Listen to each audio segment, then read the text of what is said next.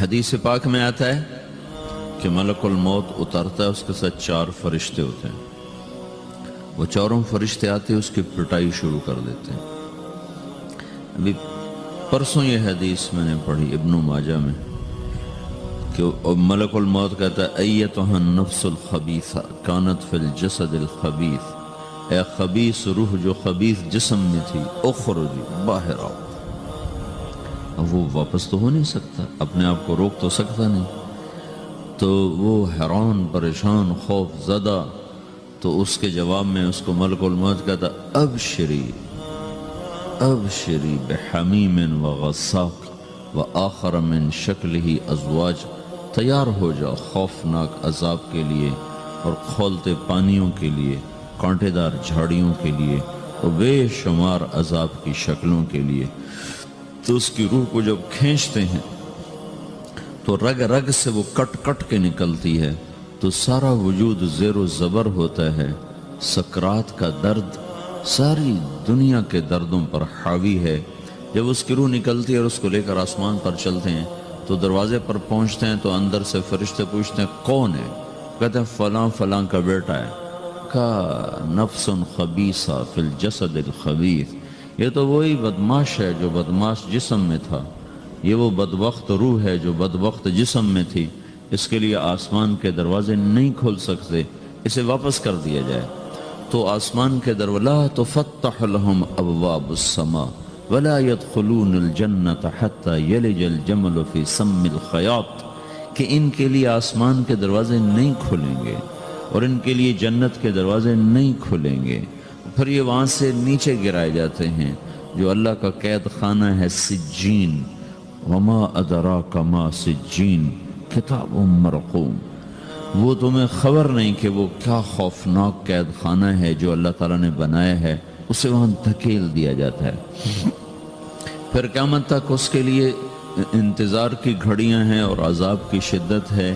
اور جب کوئی نیک آدمی اللہ تعالیٰ کے دربار میں جانے کا اس کا وقت آتا ہے تو اللہ تبارک و تعالیٰ فرماتے ہیں ان الذین قالوا ربنا اللہ ثم استقاموا تتنزل علیہم الملائکۃ الا تخافوا ولا تحزنوا وابشروا بالجنۃ التی کنتم توعدون نحن اولیاؤکم فی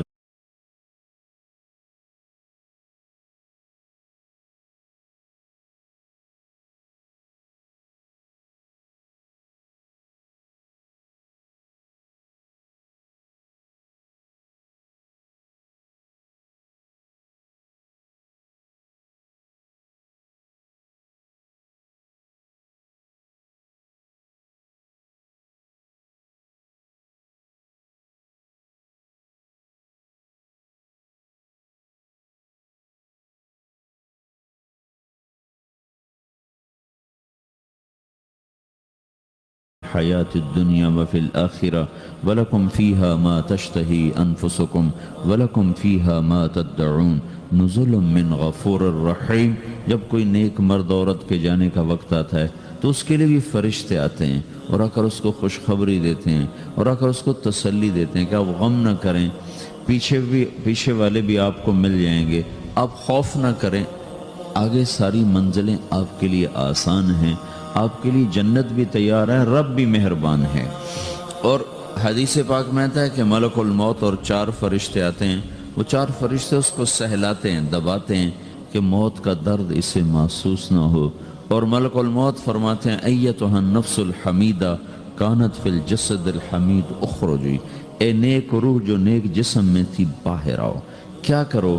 وابشری بروح وریحان ورب راض عنک غیر غضبان، آپ کو بشارت ہو آپ کے لیے جنت تیار ہو چکی ہے اور وہاں کی ساری نعمتیں آپ کے لیے میسر ہو چکی ہیں اور اللہ آپ پہ راضی ہو چکا ہے اور اللہ آپ پہ خوش ہو چکا ہے. اس پر اس کی روح کو نکالا جاتا ہے. پھر سارے فرشتے اس کو استقبال کے ساتھ جب آسمان پر لے جاتے ہیں تو اندر سے پوچھتے ہیں کون ہے؟ کہ فلاں فلاں کا بیٹا، فلاں فلاں کی بیٹی.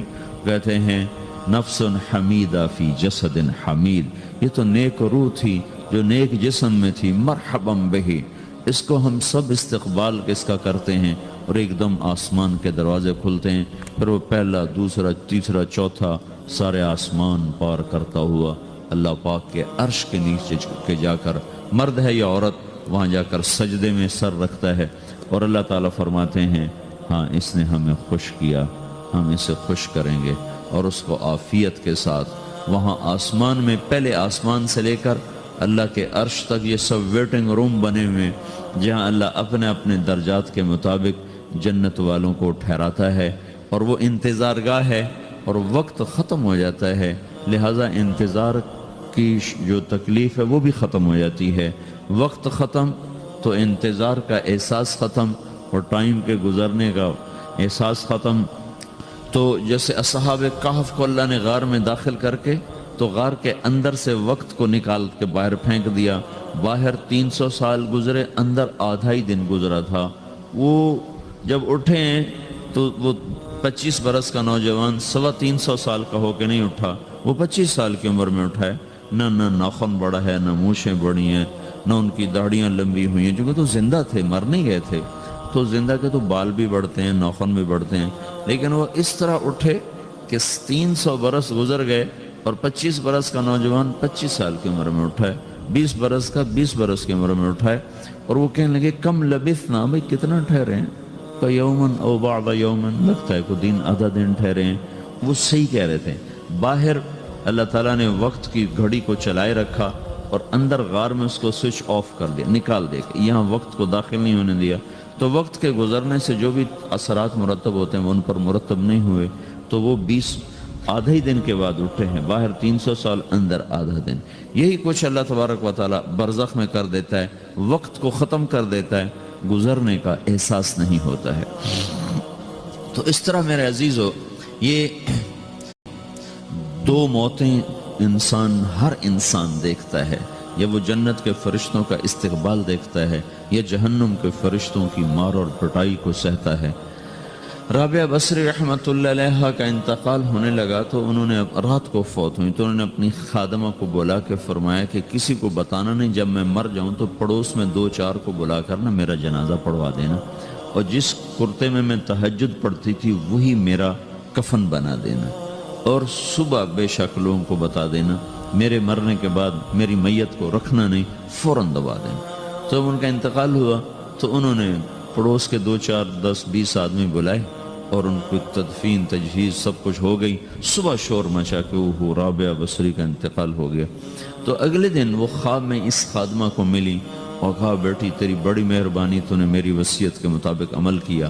اس نے دیکھا کہ انہوں نے ایک خوبصورت سبز لباس پہنا ہوا ہے، تو وہ فرمانے لگی، انہوں نے سوال کیا کہ آپ کے ساتھ قبر میں کیا ہوا؟ تو وہ کہنے لگی کہ میرے پاس منکر نکیر آئے تھے اور مجھ سے کہنے لگے من رب کی، تیرا رب کون ہے؟ تو میں نے کہا سبحان اللہ، 40 برس جس کو میں نہ بھلا سکی اس کو 4 ہاتھ زمین میں آ کے میں بھول جاؤں گی۔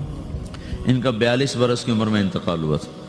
تو وہ کہنے لگے سبحان اللہ، جس کو میں 40 برس نہ بھولا سکی میں اسے 4 ہاتھ زمین کے اندر آ کے بھول جاؤں گی۔ تو منکر نکیر کہنے لگے اس کا کیا حساب لینا؟ پھر انہوں نے پوچھا کہ وہ آپ کا وہ کرتا کہاں گیا تہجد والا جس میں آپ کو کفن دیا تھا؟ کہا وہ اللہ نے مجھ سے لے لیا ہے اور میرے اعمال کے خزانے میں رکھ دیا ہے، قیامت کے دن میرا وہ کرتا بھی میرے ترازو میں تولا جائے گا، اور مجھے یہ لباس پہنایا ہے جو جنت کا لباس ہے۔ یہ بھی ایک موت ہے۔ اس طرح بھی لوگ مرتے ہیں۔ اور دوسری بھی ایک موت ہے، ہمارے علاقے کی بتا رہا ہوں، اپنے علاقے کی۔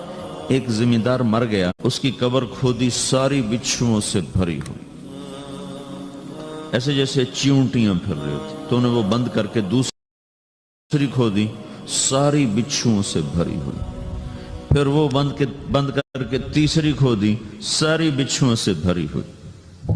قبرستان میں اتنے بچھو کہاں سے آ گئے؟ یہ زمین کے بچھو نہیں ہے، یہ آخرت کی بلائیں ہیں جس کے ساتھ اب اسے قیامت تک رہنا ہے اور گزارا کرنا ہے۔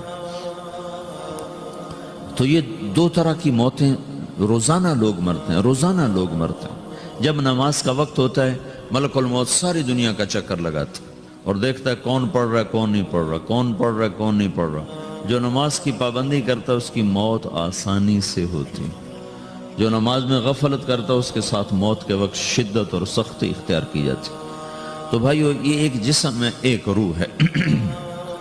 روح باقی رہنے والی چیز ہے، جسم مٹ جاتا ہے، پھر اللہ سے قیامت کے دن نیا جسم عطا فرمائے گا، ایک نیا جسم دیا جائے گا. روح وہی ہے جو اللہ کے خزانوں میں جمع ہو جاتی ہے. نافرمان کی سیاہ کالی روح ہوتی ہے، فرما بردار کی روشن چمکدار روح ہوتی ہے. تو اللہ نے کچھ تقاضے جسم کے رکھے ہیں اور کچھ روح کے رکھے ہیں. جسم کے تقاضے پورے نہ کرو تو یہ پریشان ہو جاتا ہے، روح کے تقاضے پورے نہ کرو تو یہ پریشان ہو جاتی. روح کی پریشانی جسم سے زیادہ ہے، چونکہ روح کی طاقت جسم سے زیادہ ہے. جسم مٹی سے بنا ہے، اس کی غذا بھی مٹی سے نکلتی ہے. روح آسمان سے ہے، اس کی غذا بھی آسمان سے ہے. روح کا تعلق جب تک اللہ سے نہیں جڑتا اس سے بھوک اور پیاس لگتی رہتی ہے. جسم کو جب تک روٹی اور پانی نہ ملے یہ تڑپتا اور پریشان رہتا ہے. جیسے اللہ تعالیٰ نے ہمارے جسم میں روٹی اور پانی کی طلب کو بے ساختہ رکھ دیا ہے. میں بیان کے دوران بھی پانی پی رہا ہوں، آپ دیکھ رہے ہیں کہ میرا حلق سوکھ جاتا ہے، مجھے طلب محسوس ہوتی ہے پانی. حلق سوکھتا ہے، پانی کی طرف بھاگتے ہیں. بھوک لگتی ہم روٹی کی طرف بھاگتے ہیں. یہ ایک ایسا اندر میں آٹومیٹک سسٹم ہے کہ ہم اس کو آف نہیں کر سکتے. یہ سوتے سوتے بھی بھوک کی وجہ سے آنکھ کھل جاتی، سوتے سوتے پیاس کی وجہ سے آنکھ کھل جاتی ہے. یہ ایسا خود اللہ تعالیٰ نے ساختہ نظام بنایا ہے کہ آپ اپنے جسم میں روٹی اور پانی کی طلب کو نہیں نکال سکتے. میرے عزیزو، ٹھیک اسی طرح اللہ نے انسانی روح میں اپنی طلب رکھ دی ہے اور اپنے رسول کی طلب رکھ دی ہے. یہ دو طلب ایسی ہیں کہ یہ آپ کے جسم روح سے نکل نہیں سکتی. جیسے بھوکا روٹی نہ کھا لے، پیاسا پانی نہ پی لے، اسے چین نہیں آ سکتا. وہ روح جو اللہ اور اس کے رسول سے نہ آشنا ہے، جب تک وہ وہاں تک پہنچ نہیں جاتی اسے چین نہیں آ سکتا، اس کا اندر پریشان رہے گا. Stop met dagdromen en start met een van onze 1000 opleidingen. LOE, groei door. پریشان رہے گا.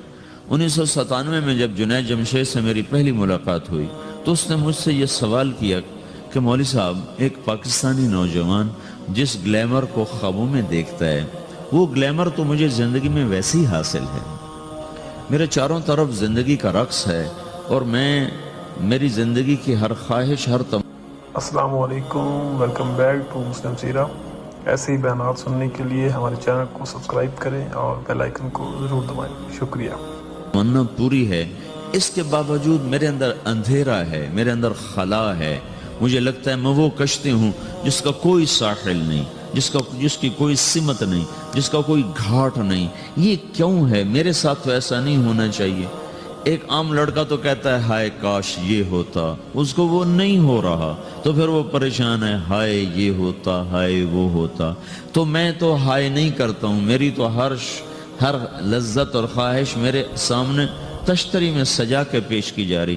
میں کیوں ایسا کر رہا ہوں؟ میں ہائے ہائے کیوں کر رہا ہوں؟ میرا اندر ویران کیوں ہے؟ میرے اندر میں خلا کیوں ہے؟ یہ وہی خلا ہے کہ وہ روح کی پیاس کو شراب میں بجھانا چاہتا ہے، وہ روح کی پیاس کو لڑکی میں بجھانا چاہتا ہے، وہ روح کی پیاس کو موسیقی سے بجھانا چاہتا ہے، وہ روح کی پیاس کو دنیا کی رعنائیوں میں 5 سٹار ہوٹلوں سے بجھانا چاہتا ہے. روح کیا جانے روٹی کیا ہے، شراب کیا ہے، پانی کیا ہے، عورت کیا ہے، موسیقی کیا ہے، گھنگرو کیا ہے، پائل کیا ہے، چھنکار کیا ہے. روح کو ان چیزوں کی کیا خبر؟ امریکہ میں ہماری ایک جماعت تھی تو 4 لڑکے 2 لڑکیاں، 4 لڑکیاں 2 لڑکے مسلمان ہوئے. تو ایک لڑکے کا نام رکھا تھا ابراہیم، اور اس کو جب پڑھایا نا کلمہ، انہوں نے کہا ہائے، ان کے ہائے، وہ دونوں ہاتھ یہاں رکھے سینے پر، دل پر، کہا ہائے. تو ہمارے ساتھی ہیں ڈاکٹر اختر، وہ کہنے لگا کیا ہوا کیا ہوا؟ کہنے لگا جب سے ہوش سنبھالا یہ جگہ خالی تھی، یہ تیرے کلمہ پڑھانے پر بھر گئی ہے کہ میری خوشی سے ہائے نکل گئی. یہ جگہ خالی رہے گی، یہاں شراب نہیں پہنچ سکتی، یہاں نغمہ اور موسیقی نہیں پہنچ سکتی، یہاں تالے لگے ہوئے ہیں، یہاں تک کوئی آواز نہیں جا سکتی. دل کے تاروں پر ایک ہی نغمہ چڑھ سکتا ہے اور وہ اللہ کی یاد کا ہے اور اللہ کی محبت کا ہے اور اللہ کے رسول کی محبت کا ہے. باقی کوئی مضراب ایسا نہیں جو ان تاروں کو چھیڑ سکے. باقی کوئی چیز آواز ایسی نہیں جو دل کی دنیا پر جا کر دستک دے سکے. یہاں بند دروازے ہیں. یہاں صرف اللہ پہنچے گا, اللہ کے رسول کا تعلق پہنچے گا. باقی کوئی چیز یہاں نہیں جا سکتی.